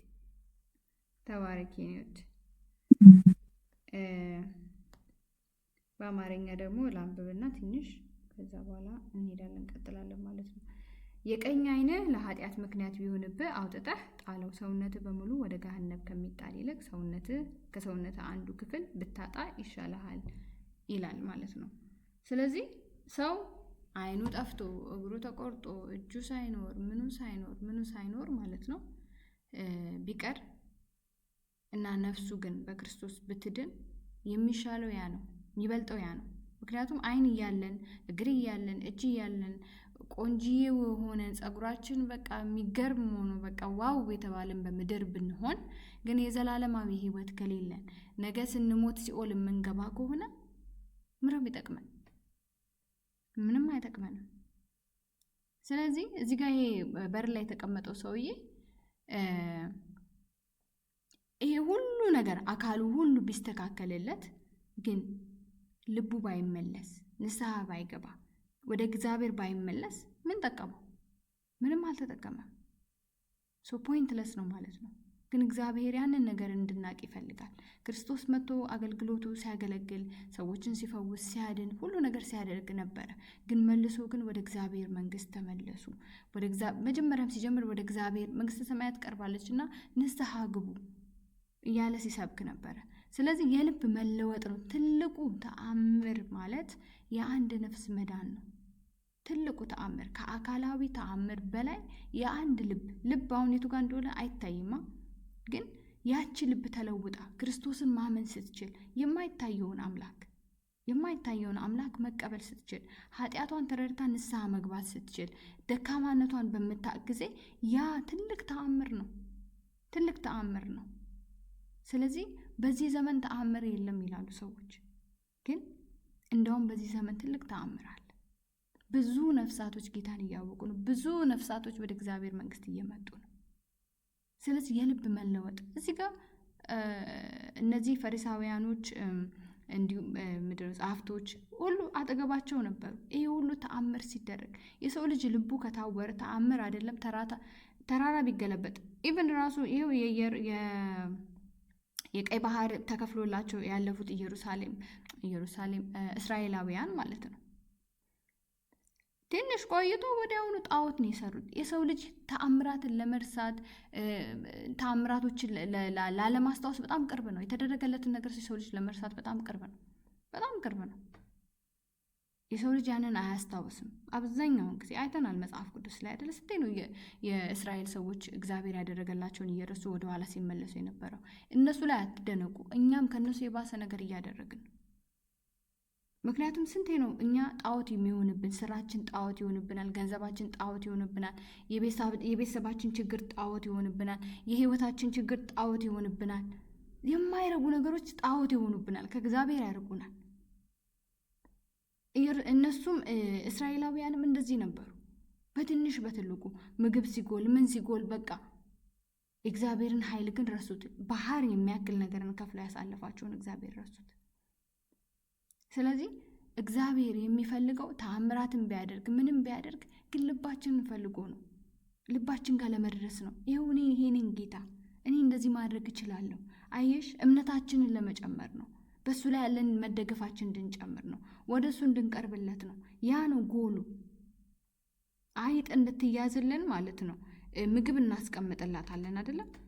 እንድትያዝልን። ጎላችን ግን እሷን ለመያዝ ነው አይደለም? እንጂ ምግብ ልናበላት ነው እንዴ? አይደለም። እኔ አሁን ጥሩ ኤግዛምፕል ይሆናል ብዬ አይደለም፣ እውነት ለመናገር እግዚአብሔር እንደዛ ላያደርገን አይደለም። ግን ሀሳቤ ምንድን ነው? እንዴት ብዬ ላስረዳችሁ? ዋናው ጎሉ የእግዚአብሔር ዓላማ ዋናው ሀሳቡ ወደ መንግስተ ሰማያት እንድንገባለት ነው። ከዚህ ከቆሻሻው ከኃጢአታችን ተራግፎ ወደ ራሱ እንድንመጣለት ነው እንጂ እዚህ ጋር የምናያቸው ነገሮች ብልጭልጮች የሚባርከን ፋይናንሻሊ የሚባርከን በሁሉ ነገር ላይ የሚሳካልን በዚህ ስንሄድ እግዚአብሔር በዚህ ስንሄድ በቃ ዋው የሚባል ህይወት የሚኖረን መጨረሻችን እንዲያምርልን እንጂ ፖይንቱ ያ ሆኖ አይደለም። የትምህርታችን ወይም ደግሞ የስብከታችን ርዕስ ቢዝነስ ሆኖ አይደለም። የስብከታችን ርዕስ ምንድነው ስሙ? መፈወስ ወይም ሚራክል ምንድነው ስሙ? ፓወር ምናምን ሆኖ አይደለም። ግን ያ ወጥመድ ነው። እኛን ለማምጣት ነው ወደሱ፣ እኛን ወደሱ ለመሳብ ነው፣ ልባችን ለመቀየር ነው። የሰው ልብ በጣም ተንኮለኛ ነው ይላል የእግዚአብሔር ቃል። የማይለወጥ ነው። እኔ ጌታ እንዴት እንደተቀበልኩ አላውቅም። ተአምር ነው ይሄ። በጣም ትልቅ ተአምር፣ ትልቅ ሚራክል ነው። ምክንያቱም የሰው ልጅ ልቡን መቀየር የሚችለው እግዚአብሔር ብቻ ነው። ማንም ሊቀይር አይችልም። ሄዳችሁ ስለሰበካችሁ አይደለም እግዚአብሔር ልቡ የተቀየረው። ያ ሰውዬ ልቡ የተቀየረው እግዚአብሔር ስለተናገረው ነው። የእግዚአብሔር መንፈስ በሱ ላይ ስለነካው ነው። ያ ነው እንጂ እኔ ማንም መቶ ወንጌል ሰብኮልኝ አይደለም ወደ ጌታ የመጣሁት። ጌታ ነው የመረጣቸውን ሰዎች ወደ ራሱ የሚያመጣው። ያ ማለት አትስበኩ እያልኩ አይደለም። እግዚአብሔር በብዙ አቅጣጫ ይጠቀማል። ምናልባት ለእኔ ተደብቆ ሲጸልይልኝ የነበረ አንድ አገልጋይ ይኖር ይሆናል የማላቀው ያላየሁት። ግን እሱ በጸለየው ጸሎት ወይም እሷ በጸለየችው ጸሎት እኔ ወደ እግዚአብሔር መንግስት ተቀላቀልኩ። ስለዚህ ቅዱሳን ጸሎትን እግዚአብሔር ይመልሳል አይደለም? ስለዚህ እኛ ደግሞ ለነዚህ በምንጸልይበት ጊዜ፣ በዓለም ላሉ በምንጸልይበት ጊዜ እግዚአብሔር ይጎበኛቸዋል። እግዚአብሔር ሰው ይልክላቸዋል የሚናገራቸው፣ ስለ ቃሉ የሚነግራቸው። ምክንያቱም መልአክ ሄዶ አይሰብክም አይደለም? ልክ እንደዛ ነው። ቆርኔሌዎስን አይተነዋል አይደለም? ቆርኔሌዎስ በጣም እግዚአብሔርን የሚወድ የሚያከብር ሰው፣ መጽዋዕት የሚያደርግ መልካም ሰው ነበረ። ግን ያን ሁሉ ግን እያደረገ ወንጌልን አያውቅም ነበረ፣ ስለ ክርስቶስ አያውቅም ነበር። ያለ ወንጌል ደግሞ መዳን የለም። ያንን መልካም ነገር ሁሉ ሰርቶ መዳን አይችልም ነበረ። እግዚአብሔር ደግሞ ቀን ፈራጅ ነው። ይህን ሰው እንዲጠፋ አይፈልግም፣ ምክንያቱም አይቷል ልቡን። ስለዚህ ምን አደረገው? መልአኩን ላከለት። ምን እንዲያደርግ? ወደ ጴጥሮስ እንዲሄድ። ስለዚህ እግዚአብሔር ሰዎች ማንም እንደፈለገ የፈለገ የወረድነን ብለን እንዳው በመንፈሳዊ ህይወታችን በጣም በጣም ታችነን ብለን እንኳን የምናስብ ሰዎች ለእግዚአብሔር እንደ መሳሪያዎቹ ነን። እግዚአብሔር ይጠቀምብሻል፣ እግዚአብሔር ይጠቀምብናል። የግዴታ እንደ ገሌ መሆን አይጠበቅብን። አንቺ ውስጥ እግዚአብሔር መንፈስ አለ። የእግዚአብሔር መልአክ ቅርብሽ ያለ ሰው ካለ እንዲድን በሱ በአንቺ ተጠቅሞ የእግዚአብሔርን ነገር እንዲያውቅ መዳን መንገዱን እንዲያውቅ ማያውቅ ሰው ማለት ነው ካለ አንቺን ይጠቀምብሻል። ምክንያቱም አንቺ ነሽ የእሱ ሪሶርስ። እንዴት ነው? ገንዘቤ ናችሁ እኮ ነው የሚለው እግዚአብሔር። ገንዘቤ ናችሁ የሚመነዝረን። አንቺ ገንዘብሽ እንዴት ነው የምትጠቀሚ? የፈለግሽውን ነገር ልገዥበት ማለት ነው። ስለዚህ የእግዚአብሔር መሻት ህዝብን ወደ ራሱ መንግስት ማምጣት ነው። ስለዚህ ያንን ደግሞ እኛ ለሱ ገንዘቡ ነን፣ እኛንን የሚያወጣን ገዝቶናል፣ የሱ ነን። ስለዚህ እግዚአብሔር ምንም ነገር ቢያደርግ በሰው ህይወት ላይ ተአምራትን ቢያደርግ ብዙ ነገሮችን ቢያደርግ ማርገዝ የማይችሉ ቢያረግዙ ብዙ ነገር እነዚህ ነገሮች በጣም ሲምፕል ናቸው በእግዚአብሔር መንግስት። ግን እነዛ ነገሮች ግን ወደ ልብ መቀየር፣ ወደ ንስሐ፣ ወደ መለወጥ፣ ወደ እግዚአብሔር ማንነት መምጣትን እንድንሻ ነው ማድረግ ያለባቸው እንጂ ከእግዚአብሔር ቤት እንድንወጣ ሊያደርገን አይገባም ማለት ነው። እና እግዚአብሔር ፍላጎቱ በእኛ ላይ ያለው ዓላማ ንስሐ እንድንገባ ነው፣ ወደ ራሱ እንድንመጣ ነው፣ ልባችን እንዲቀየር ነው እንጂ ትኩረታችን ተአምራቱ ላይ እንዲሆን አይደለም። ትኩረታችን ሌሎች ነገሮች ላይ እንዲሆን አይደለም፣ ወይም ተአምራቱን የሚሰሩት ሰዎች ላይ እንዲሆን አይደለም። እገሌ እንትና ጋር እገሌ እንትና ጋር፣ አንቺ ጋር ያለው እግዚአብሔር ትልቅ ነው። አንቺ ጋር እግዚአብሔር ያለው ከእዩ ጭፋ ጋር ካለው እግዚአብሔር አያንስም። አዎ ኦኬ፣ እግዚአብሔር ብዙ ማለት መስዋዕትነቶች አሉ የሚከፍሏቸው እነዚህ አገልጋዮች ከእግዚአብሔር ጋር ያላቸው ሪሌሽንሽፕን የሚያበረቱበት መንገድ ይኖራቸዋል። ገብቷቸዋል አይደለም? ብዙ ነገር ውስጥ እግዚአብሔር ያሳልፏቸው ሊሆን ይችላል። ለእግዚአብሔር የተሰዉበት እግዚአብሔርን የሰውለት ነገር ሊኖር ይችላል። ልክ አብርሃም ልጁን ሰውቶ ነበር አይደለም? ስለዚህ እንደዚህ አይነት ቃል ኪዳን ያላቸው ሰዎች ሊኖሩ ይችላሉ። እኔ ቅባት ያላቸውን ሰዎች ለማጣጣል አይደለም፣ ግን እኛ ቅባት ፈላጊዎች ሰው ጋር ለመፈለግ መሄድ የሚገባን ሰዎች አይደለም። እግዚአብሔር ከነሱ ጋር ያለው እግዚአብሔር ከኛ ጋርም አለ። ከምንም በላይ ደግሞ የሚፈልገው እግዚአብሔር የኛን መለወጥ ነው። እኛ ከተለወጥንለት በእኛ ውስጥ ትልልቅ ነገር መስራት ይችላል። ስለዚህ እኛ ደግሞ ከተለወጥንለት በኋላ ምንም ነገር በምናደርገው ነገር ውስጥ ይሄን ያደረገው ማን ነው ሲባል ኢየሱስ ነው። እሱን እዩት ማለት የማንችል ከሆነ እግዚአብሔር በእኛ ላይ መስራት አይችልም። እሱን እዩት፣ እሱ ነው ያደረገው፣ እሱ ነው ይሄን የሰጠኝ። እኔ ምንም ነኝ። ካትሪን ኩልመን የምትባል ሴት አለች፣ የምታውቋት ከሆነ ማለት ነው። ካትሪን ኩልመን አሮጊት ናት። በጣም ትልቅ ሴት፣ የቆየ ነው። በጣም የእግዚአብሔር መንፈስ ያለባት ሴት፣ በጣም ትላልቅ የሚባሉ የእግዚአብሔር አገልጋዮች፣ በጣም ትላልቅ ስቴዲየም የሚያክል ሰዎችን የሚያገለግሉ ፈውስ ምን በሬሳ ላይ ምድረው ስሙ በቃሬዛ ላይ ያለ ሰው ማስነሳት፣ በሽታዎች፣ የአገር በሽታዎች ፈውስ፣ አይን የሌላቸው እግር የሌላቸው በጣም የሚገራርሙ ተአምራቶችን የሚያደርጉ ሰዎች ከሷ ውስጥ ነው የወጡት ማለት ነው። ካትሪን ኩልመን የሚላችሁ ማለት ነው። ስትናገር ምን እንደምትል ታውቃላችሁ? እኔ ምንም የለኝም፣ ምንም ጥበብ የሚባል ነገር ታለንት የሚባል ነገር ምንም የለኝም፣ ባዶ ነኝ። ግን መንፈስ ቅዱስ በቃ ስትናገር ራሱ የምትናገርበት ውያ ያላት በቃ ወደዋለሁ፣ ጌታ ኢየሱስን ወደዋለሁ። በቃ ፍቅር ይዟታል፣ ከሱ ከመንፈሱ ይዟታል። በቃ እና ጌታን እንድታዩት ነው የምታደርጋቸው። እኔ ምንም ነኝ፣ ባዶ ነኝ፣ ምንም ለዛ እግዚአብሔር በኃይል ይጠቀምባት ነበር። ሰዎች እሷ ጋር ለመግባት በዝናብ በምን በፀሐይ በምን በቃ ስቴዲየሙ ለመግባት ስቴዲየሙ ስለሚሞላ በጊዜ ለመድረስ 1 ቀን 2 ቀን ቀደም ብለው እዛ የሚሄዱበት ነው ማለት ነው። እኔ ልላችሁ የምፈልገው ነገር ዛሬ አንድ ነገር ይዛችሁ ብትሄዱ፣ እግዚአብሔር የሚፈልገው የእኛን የልብ መለወጥ ነው። የእኛን የልብ መለወጥ ነው። እኛን ወደ ንስሐ መምጣት ነው ከምንም በላይ የሚያስደስተው።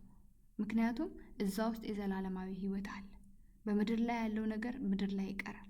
ግን እኛ ግን በምንወሰድ ጊዜ ልክ ጌታ ኢየሱስ እንደተወሰደው፣ ልክ ሐዋርያቶቹ እንዳላወቁት እኛ የምንለብሰው ልብስ አለ። የዛኔ የዚህ ምድር ካልኩሌሽን ሁሉ ይጠፋል። አዎ አዲስ ምድር ይፈጠራል፣ ደግሞ ወደዛ እንመለሳለን። ግን የአዲስ ምድር ነው፣ አዲስ ሲስተም ነው ያለው፣ አዲስ መንገድ ነው ያለው። ስለዚህ መጀመሪያ መቅደም ያለበትን እናስቀድም። ልባችሁ እስካሁን ያልተስተካከለ ከሆነ፣ ልባችሁ በአንድም በሌላ ከጌታ ጋር ትክክል ያልሆነ፣ እኔ ማንም ነኝ፣ እሺ እኔ ተራ ሰው ነኝ፣ እኔን እርሱኝ። ግን የእግዚአብሔርን ቃል ስናገር እግዚአብሔር ነው በእኔ ውስጥ ሆኖ የሚናገራችሁ። ደግሞም ጸልያለሁ እግዚአብሔር እንዲናገራችሁ እና በዚህ ነገር ላይ እግዚአብሔር ምክንያቱም ባይዘው መጨነቅ ማለት ነው ራስን እንደ አምላክ ማየት ነው፣ ኃጢአት ነው። መጨነቅ ራስን እኔ እችላለሁ ብሎ ማሰብ ነው፣ ኃጢአት ነው። ስለዚህ አትጨነቁ ብሎ ጌታ ከተናገረ እኛ የምንጨነቅ ከሆነ ኃጢአት ነው። ልባችን ከጌታ ጋር ስትሬት መሆን አለበት፣ ትክክል መሆን አለበት። ስለዚህ አሁን በልባችሁ ጸልዩ። ጌታ ሆይ እኔ አንተን አውቄ በአንተ ዓለም ውስጥ መኖር እፈልጋለሁ። አንተ እንድትጠቀምብኝ ልቤን ዝግጁ ማድረግ እፈልጋለሁ። መንፈስ ቅዱስ ሆይ አግዘኝ። ያንተ የምትፈልገውን አይነት ህይወት እንድኖር እኔ የምፈልገውን አይደለም፣ ወይ ሰዎች ሲኖሩ ያዩትን አይደለም። እኔ ካንተ ጋር ሪሌሽንሺፕ እንዲኖረኝ እፈልጋለሁ። ካንተ ጋር ፍቅረኝነት፣ ጓደኝነት እንዲኖረኝ እፈልጋለሁ። አፍ ለአፍ ካንተ ጋር መነጋገር እፈልጋለሁ። ጌታን በሉት። ደግሞ ጌታ እንደሚመልስላችሁ እርግጠኛ ነኝ። መንፈስ ቅዱስ እንደሚጠቀምባችሁ እርግጠኛ ነኝ። ትልልቅ ነገርን ደግሞ ጌታ ከሐዋርያቶቹ ከሰሩት በላይ እናንተ ላይ እንደሚሰራም ደግሞ አምናለሁ። ምክንያቱም ጌታ ኢየሱስ ብሏል፣ እኔ ከሰራሁት በላይ ትሰራላችሁ ብሏል። ስለዚህ ጌታ ኢየሱስ ደግሞ የሰራው ተአምር መጽሐፍ ላይ ቢጻፍ ኖሮ ይሄ ምድር አይበቃውም ብሏል ደግሞ እግዚአብሔር ቃል። ስለዚህ በተራመደበት ሁሉ እግዚአብሔር ተአምር እየሰራ ነበር በሱ ውስጥ። ስለዚህ እግዚአብሔር ሆይ እኔ ያለው ዝግጁ ነኝ፣ ልቤ ዝግጁ ነው። ጌታ ሆይ መንፈስ በእኔ ውስጥ ሆኖ ይስራ። ማንን መፈወስ የፈለገውን ይፈውስ፣ ማደስ የፈለገውን ይፈውስ፣ ያድስ እያላችሁ ጸልዩ። ግን አንድ ነገር ወቁ፣ ልክ ጴጥሮስ እዚህ ጋር እንዳደረገው እነሱን ኃጢአተኛ እንደሆኑ እንዲሰማቸው አይደለም ያደረገው።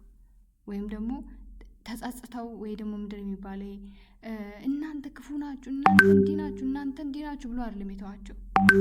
ግን ምንድን ነው ያላችሁ? ባለማወቅ አደረጋችሁት፣ ግን እግዚአብሔር ይህን ነገር አዘጋጅቶላችኋል።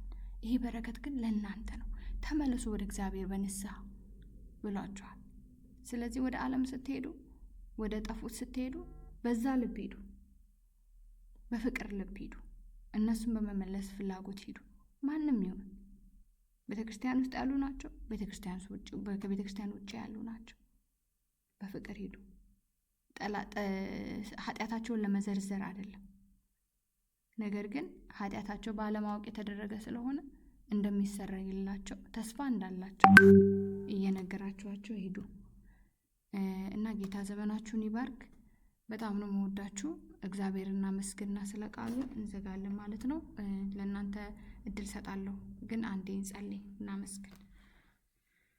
ሃሌሉያ። እግዚአብሔር አምላክ ሆይ እናመሰግናለን። አባ በጌታ በኢየሱስ ክርስቶስ ስም አባ እግዚአብሔር ሆይ ከተናገርነው ከሰማነው እግዚአብሔር ሆይ በላይ እግዚአብሔር አምላክ ሆይ መንፈስ ደግሞ እንዲያስረዳኝ በኢየሱስ ስም ጸልያለሁ። እህቶቼን እግዚአብሔር አምላክ ሆይ ይህን ቃል በልባቸው ላይ እንድታትመው በኢየሱስ ስም ጸልያለሁ። እግዚአብሔር ሆይ በሚያስፈልገው መንገድ አንተ በምትፈልገው መንገድ ጌታ ሆይ በልባቸው ላይ እንዲሰራ በህይወታቸው ላይ እንዲሰራ በጌታ በኢየሱስ ስም ጸልያለሁ። እግዚአብሔር አምላክ ሆይ ስለተናገርከን ተባረክ። ክብሩን ሁሉ አንተ ውሰድ። በጌታ በኢየሱስ ክርስቶስ ስም ጸልየን አሜን። ጥያቄ ያለው ወይም ደግሞ እኔ እዚህ ጋር ደግሞ ገብቶኛል ተጨማሪ አለኝ የሚል ሰው ካለ ለእናንተ አሳልፍ ይሰጣለሁ ማለት ነው። ተባረኩልኝ። ቀጥሉ እናንተ ገኒ፣ ሀና፣ ኬቢ፣ እድል፣ ሲናን፣ አዱዬ ሁላችሁም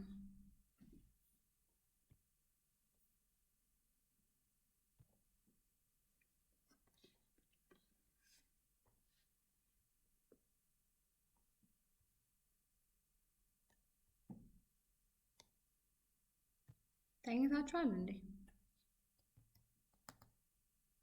አለን። እሺ አዱዬ አለች። አይ ኖ አም ሶሪ በጣም 30 ደቂቃ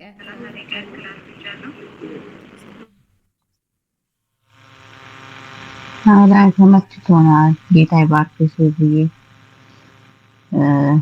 እኔ እንደውም ዕቃ እያጠብኩ እየሰማሁሽ ነበረ።